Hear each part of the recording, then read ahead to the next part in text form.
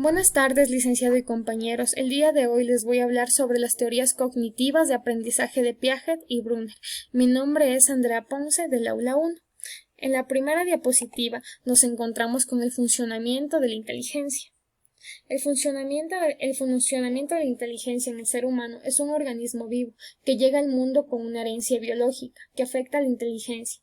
Piaget consideraba que la inteligencia resulta de un proceso de adaptación que se verifica permanentemente entre el individuo y su ámbito sociocultural.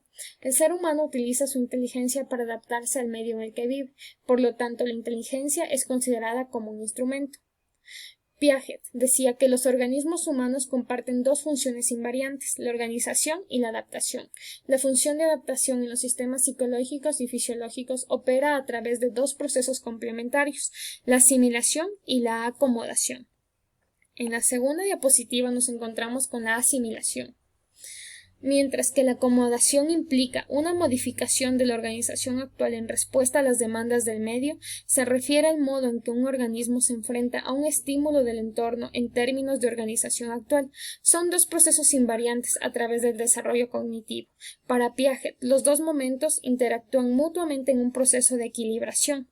Este encuentro produce en la teoría piagetiana el concepto de equilibración, el cual permite explicar el carácter constructivista de inteligencia mediante una secuencia de momentos de desequilibrio y equilibrios. En la tercera diapositiva nos encontramos con el concepto de esquema.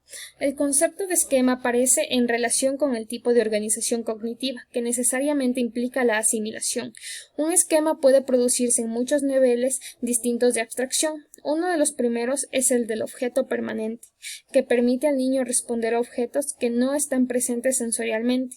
Más tarde el niño consigue el esquema de una clase de objetos, lo que le permite agruparlos en clases y ver la relación que tienen los miembros de una clase con los de otras.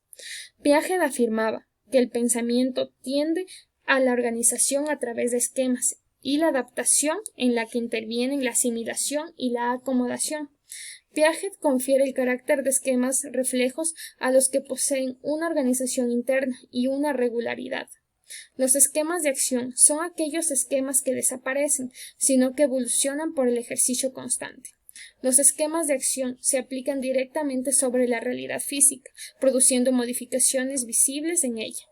Los esquemas representacionales suceden en la segunda mitad del segundo año de vida. La función simbólica o capacidad de representación simbólica hacen posible la construcción de estos esquemas entendidos como acciones mentales o internas. En nuestra cuarta diapositiva nos encontramos con el proceso de equilibración. Este proceso de funciones mentales corresponde a la adaptación, que se construye sobre los mecanismos de la asimilación y acomodación, que son funciones invariantes en el sentido de estar presentes a lo largo de todo el proceso evolutivo. Para Piaget, el proceso de equilibración entre asimilación y acomodación se establece en tres niveles sucesivamente. 1. El equilibrio se establece sobre los esquemas del sujeto y los acontecimientos externos. 2. El equilibrio se establece entre los propios esquemas del sujeto. Y 3. El equilibrio se traduce en una integración jerárquica de esquemas diferenciados. En esta diapositiva les voy a explicar un poquito sobre el desarrollo cognitivo. El desarrollo cognitivo está claramente relacionado con el desarrollo biológico. Además, es necesariamente lento y esencialmente cualitativo. En cuanto a Brunner, nos encontramos con el aprendizaje por descubrimiento. El aprendizaje por descubrimiento se produce cuando el docente propicia múltiples experiencias para que los estudiantes puedan descubrir por sí mismos lo que desean aprender. Brunner considera tres tipos de descubrimiento. 1. El descubrimiento inductivo implica la colección y reordenación de datos para llegar a una nueva categoría.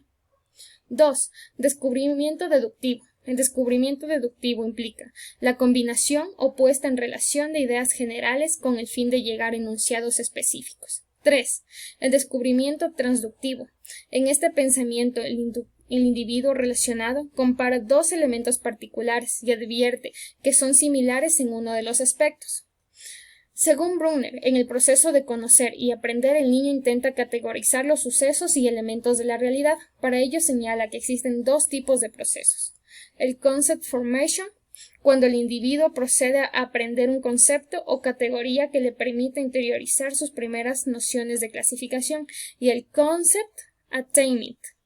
En este proceso le permite inferir las categorías mediante otras ya creadas. En este punto el individuo contrasta y compara atributos para crear los propios. Sin embargo, para esclarecer se anuncia cómo estos recursos cognitivos tienen sus representaciones que van a facilitar este aprendizaje.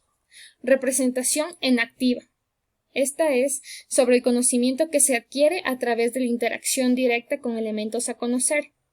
La representación icónica, cuando se utiliza elementos visuales como por ejemplo fotografías, los niños de 3 años que pueden ya discriminar en tipo de materias. Y la última, representación simbólica. En este elemento, como su nombre lo indica, se utilizan representaciones simbólicas, tales como palabras, signos y conceptos. Muchas gracias.